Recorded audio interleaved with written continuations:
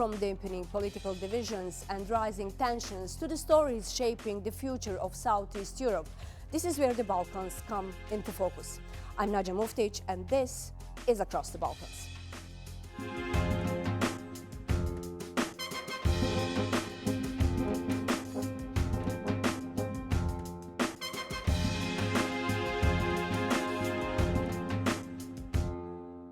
Bosnia and Herzegovina has joined its neighbours Serbia, Croatia and North Macedonia in a long-term population decline.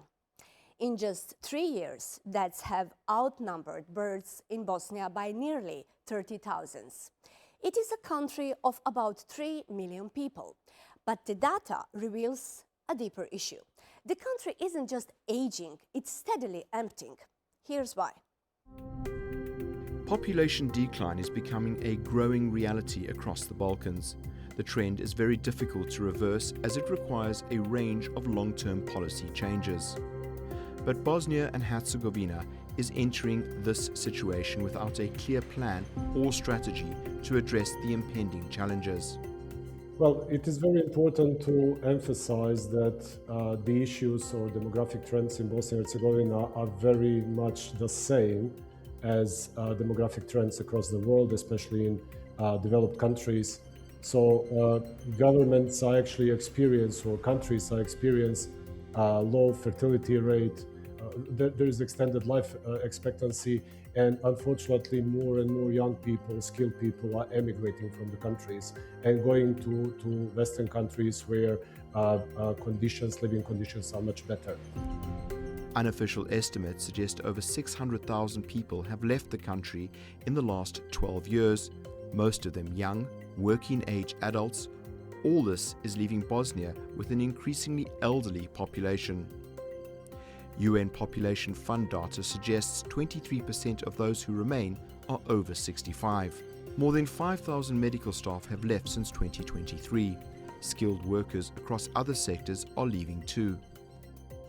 What we see from different surveys and from experiences globally is that investment in or monetization of fertility doesn't work, especially where women's employment is low, where housing costs are very, very high, where education, especially when we talk about education for children or childcare, are extremely expensive. But besides of low participation of women in the labor market, we already know that lack of childcare is very important, or actually it's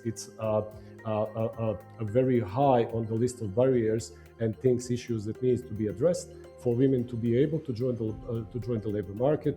We are talking about the lack of family-friendly policies. So for families, when they care for children or care for older persons, they need to be able to, work from home, etc. So these kind of policies where companies, where the private sector helps families to actually care for their family members, it's extremely important. Ironically, as the local population shrinks, international interest is surging. Social Travel Guide named the country Europe's top viral destination for 2026 in its Most Engaging Destination Awards.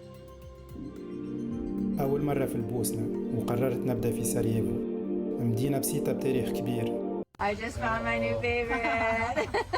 So teach you how to do this.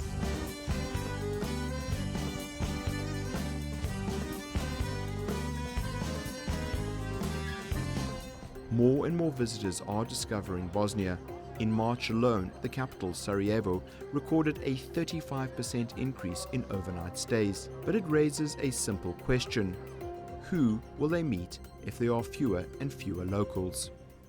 So what does all this mean for Bosnia's future? And can the trend still be reversed? Joining me now is economic analyst Admir Cavalic. Welcome to Across the Balkans. Thank you for joining us. Thank you for inviting me. Always happy to speak to TRT World. Thank you. Bosnia and Herzegovina is losing thousands of young people every year. At what point does immigration become not just a demographic issue, but a threat to the country's long-term economic survival?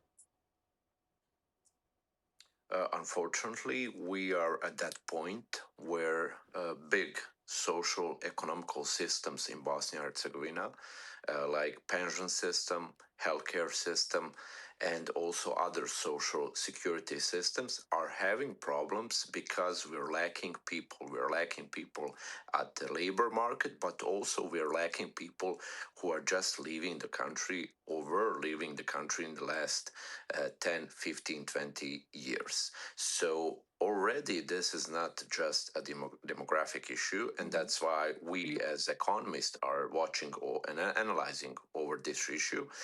This is a bigger, deeper, long-term socio-economical political problem, which is causing the biggest problems, and that's really visible to a large social system.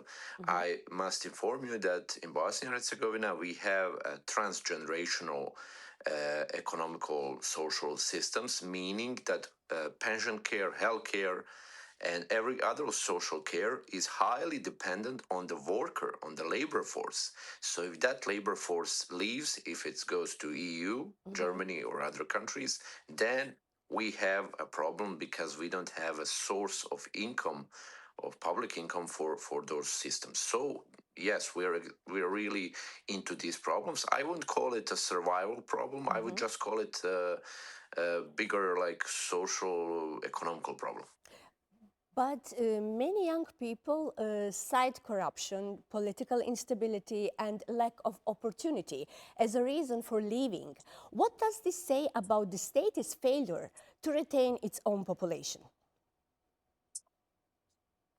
It says a lot. So if you ask them what are the biggest social problems, they will state corruption, as you well noticed, nepotism, big public sector that is not efficient, and the lack of justice. That is really interesting. Like, lots of people, if you ask them, they would say we have a lack of justice, or the perception of justice in our society. The biggest blame for that, of course, is on politics, politicians, political systems, elites, and so on. But also, to be frank, like all other Western Balkan countries and entire Eastern Europe, except maybe Poland, is experiencing same brain drain problem, the leaving of especially young workers who just want to pursue better careers on the West. If you ask that workforce that leaves Bosnia and Herzegovina, what are the main economical causes, so not just social causes, of leaving, they will state two things. The first one is lack of jobs. And when we say lack of jobs, meaning that, yes, there are certain jobs on the labor market, but not those jobs that labor force did school for or want to pursue their career in. And the second problem is relatively low wages. Like in Bosnia and Herzegovina, wages are, compared to other countries in the world, relatively good, but compared to European average, we are amongst the poorest countries, or countries with the lowest wages amongst European countries. We often hear about failing birth rates across Europe, but Bosnia is also facing massive outward migration. Is brain drain now a greater threat than a low birth rates? Yes, and brain drain is actually one of the main causes for low birth rate. Expect Kosovo in Europe. I think every country has problem with birth rates, and that's a fact. That's something that's a burden of economical progress. So if you become more European rich country or move to the club and so on, you experience this low birth rate. But brain drain is something really unique for the Balkans, especially in the last decade, and unfortunately for Bosnia and Herzegovina. If we trace the profile of people who are leaving the country, usually it's people in their 20s, in their 30s, so those people should be the drivers of birth rate, not and when they leave, they left behind relatively older population. So the average age of Bosnians right now living in Bosnia is around 44, 45 age, which is really high, and we classify as a relatively older population, meaning that creates in return a lower birth rate, and generally it creates so many other problems like lack of productivity and so on. More than 5,000 medical workers have reportedly left since 2023. What kind of pressure does this place on Bosnians' healthcare system and public services in the years ahead? So let me just refer to the answer to the previous question.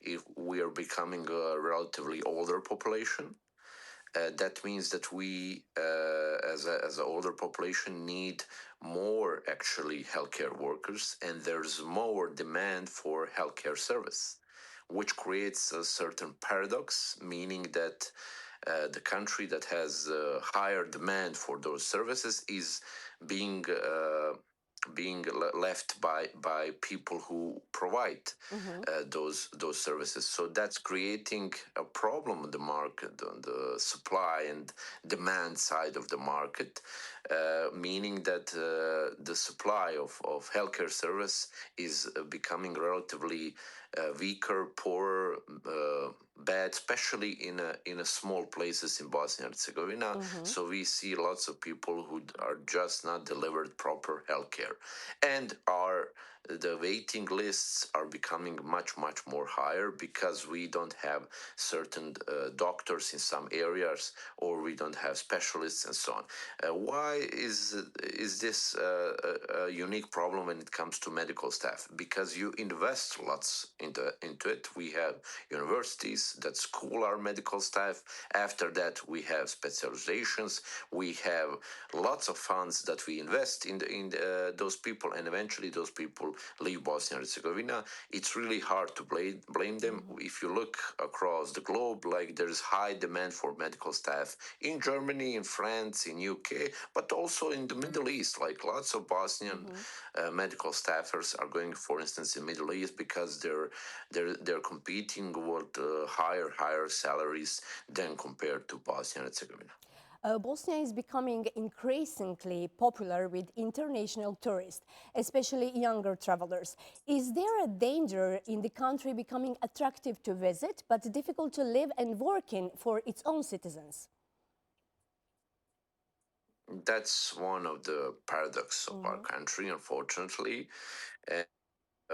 The nature here is really beautiful. Some cities like Sarajevo, Mostar, Banja Luka, and so on, they're really attracting more and more tourists. And tourists are coming to live here, and we also have some profiles called digital nomads. So lots of people come to Bosnia and Herzegovina as a tourist, but they also work from Bosnia and Herzegovina remotely. Why? Because we are still, like, if you count all the costs, much cheaper compared to even neighboring Croatia, but all other European countries. So it's relatively low cost to live in Bosnia and Herzegovina as a digital nomad, to work here and to earn some higher salaries, Western salaries, and so on. But on the other side, people are leaving, and they're actually becoming tourists in their own countries. So if you look at the structure of tourism in Bosnia and Herzegovina, lots of people during the summer, winter times, or other holidays are actually diaspora who are coming here just to have certain connection with the country. So Bosnia is attracting new tourists, but also paradoxically creating some tourists throughout diaspora, and lots of empty houses, like properties in Bosnia and Herzegovina. They actually reflect that fact that we have a highly developed diaspora that is buying property in Bosnia and Herzegovina, but not living in that property, maybe coming there only during summer, winter, or other touristical seasons. Mr. Cavalic, please, shortly for the end, if current trends continue, what could Bosnia and Herzegovina realistically look like in 10 or 20 years, economically, socially, and politically? Just to give a prognosis what's happening around us, I think we're we're gonna import more foreign laborers. So if someone lands in Bosnia in 20, 30 years, he will see more of mixing of different cultures, races, religions, languages than in this, even now, multicultural, multi-religious Bosnia and Herzegovina. I personally think that's a challenge that we don't need to be skeptical about. I think that's a challenge that we need to just optimize and use it best just to integrate people. Unfortunately, the biggest wave of leaving people Bosnia will happen when we join the European Union.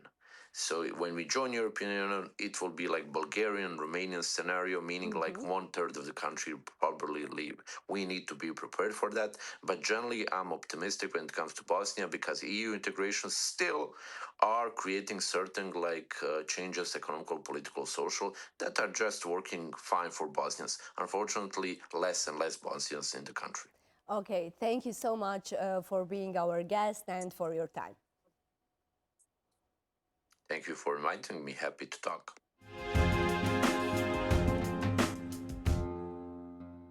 In North Macedonia, a student protest is quickly turning into a wider political storm. Albanian law students are demanding the right to take their exams in their native language, arguing that this is already guaranteed by law. While the government calls for patience and promises a legal solution, institutions remain divided, fueling accusation of discrimination and political obstruction. What began as a student demand is evolving into a broader test of equality, representation, and interethnic relations in the country. Omer Saraci has more.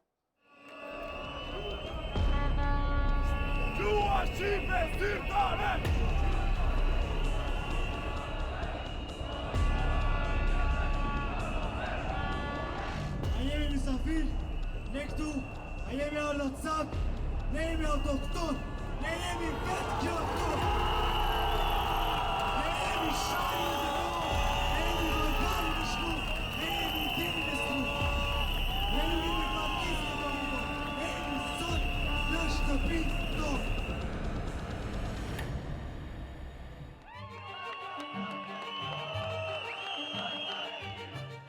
Albanian students say they are not seeking privileges but rather the implementation of existing laws and equal access to the legal profession. Një drejt që tashmë edhe më herët që na u ka dhënë, nuk e di se si mendojnë që të na marrin përsëri, sepse një drejt që jepet asnjëherë nuk mund të merret përsëri. Gjithë atyre që duan ta zbejnë gjuhën shqipe dhe ta mohojnë gjuhën shqipe që mos tentoni se nuk është mirë për shtetin. Nuk funksionon shteti pa ne shqiptarë. Ka zgjidhje sepse 20% e popullit flasim shqip dhe jemi shqiptar dhe duhet që edhe provimet jenë në gjuhën shqipe. Kjo është zgjidhja. The demand by Albanian students to take the bar exam in the language they study has triggered conflicting reactions from institutions, political parties and different segments of the state. Tensions escalated online after a viral video showed Macedonian special forces training in Kumanovo while chanting slogans. In an attempt to de-escalate the situation, Prime Minister Hristijan Mickoski urged students to be patient, promising a solution would be soon proposed to allow the bar exam to be taken in Albanian as well. Тоа е прашање на кое што ние како влада работиме и убеден сум дека многу скоро ќе излеземе со предлог решение и убеден сум дека тоа предлог решение ќе биде согласно препораките на Венецијанската комисија. Closer to the students' demand were leaders of the Vland coalition, part of the governing majority, who after the protest stated that the issue of the bar exam for Albanian students is already closed. However, a completely opposing position is held by the Minister of Justice, Igor Filkov. He said there is no possibility to take the exam in any language other than Macedonian, as the bar exam is a professional examination. Јасно да ви биде дека времето на национален романтизам заврши. Денеска ќе се работи по устав и по закон. North Macedonia's constitution is clear regarding the use of languages. The country's fundamental law states that every language spoken by at least 20% of citizens is also an official language. It says citizens have the right to communicate with state institutions in their official language and receive responses in the same language. For many Albanian students, taking the bar exam only in Macedonian is seen as an additional barrier to their representation within judicial institutions. This is why the protest is being viewed not only as a student reaction, but also as a broader demand for institutional equality. Political analyst Sefer Selimi believes the core problem lies in the state's identity, that the governing doctrine conflicts with Northern Macedonia's multi-ethnic reality, where Albanians are the second largest population and a state-forming community. Ne po rikthehemi në mentalitetin ku shteti, siç e thash edhe më herët, perceptohet ekskluzivisht si maqedonazë dhe janë ata që japin ndërsa ne jemi në pozicionin e lëmoshës. Ky rënim i këtij besimi natyrisht që do të sjellë prishjen e kohezionit dhe marrëdhënieve ndëretnike nëse vazhdohet me këtë dinamikë dhe me këtë strategji politike të cilën e ka vëmëror DPMN-ja. Publicist Diana Toska asserts that if the law were properly implemented and the state spirit was truly civic, there would be no problem. Të drejtat nuk hipen dhe nuk merren, ose zbatohen ose nuk zbatohen, ose i ke ose nuk i ke. Mos ju lije të shpinë në kurrez këtij brezit të ri që këta mes protestave të kërkojnë të drejtat e tyre legjitime. Dhe kjo është e dhimbshme. Prandaj studentët meritojnë çdo respekt.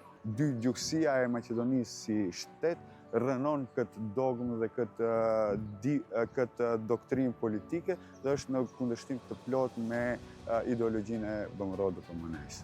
Ende nuk ka demokraci konsensuale, ende nuk arrit shkalla e demokracisë këtu liberale që një etnitet më i madh të kuptojë edhe të drejtat legjitime edhe të kombit tjetër. While politicians continue to present bilingualism either as a threat or as a political victory, many young people in North Macedonia seem to be asking for something far simpler, a state where speaking your mother tongue is no longer treated as a national drama. Omer Saraci, Across the Balkans, Skopje.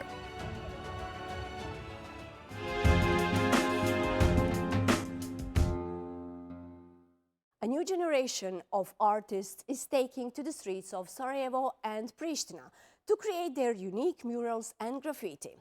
It's a way for them to build bridges and reinvent narratives for the structures and places that have become their canvases. Adem Amunu has more. Karim Osanovic has walked down this colourful path before, but that's because he's been a major part of it.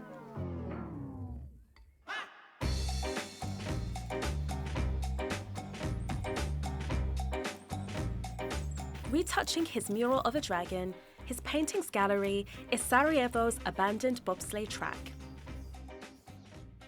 Not everyone has such a place in their country, like an abandoned bobsleigh track.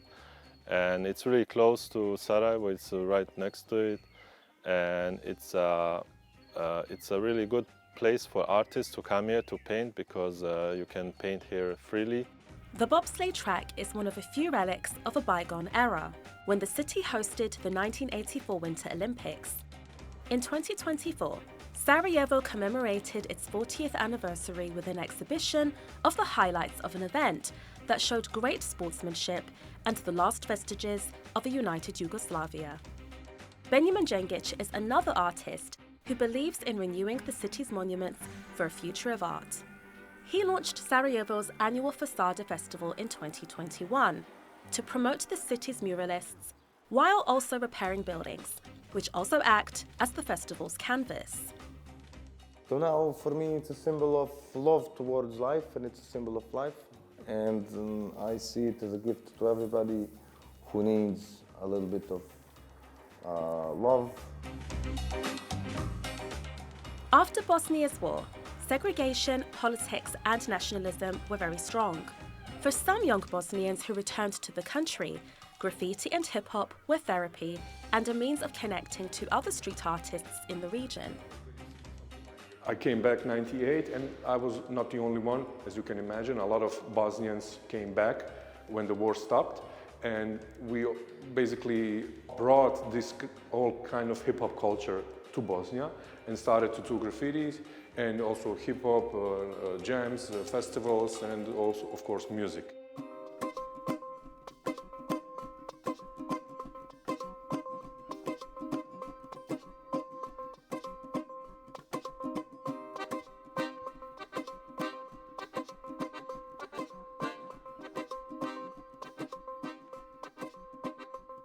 Bosnia's capital is not the only place where graffiti art has been brightening up.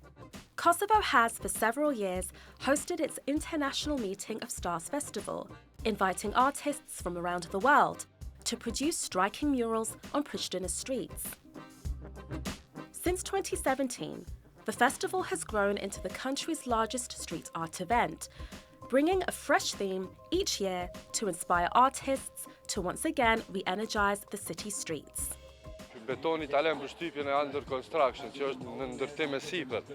Normal që nuk është e mirë, nuk reflekton mirë as te qytetarët, po sidomos për turistat kur vinë me pa, është gjë e keqe. Interesant është artistat kur I shohin këto hapësira thonë ku është veni më I mirë për marrë me vizatues se ka shumë. Normal që na kemi atë qëllim, mos me lonën mure 2 kilometra në mes të sheshit me muri I vrasht me beton, ku ta lëm përime për shtypjen që është duke u ndërtuar ajo fakta e përfunduar në mëti. We have to stop to live upon the war image and to create another image of vibrant town, of city that is, as a history say, the center of interculturalism. Cities like Sarajevo and Pristina are in constant motion, with a younger generation staking their claim, honouring the past and forging a brighter future. All with the spray of a can. Admir across the Balkans. Thank you for watching Across the Balkans. You can follow our stories on social media and TRT World's YouTube channel. That is all from the team for this week. I'm Nadia Muftic and we hope to see you next time.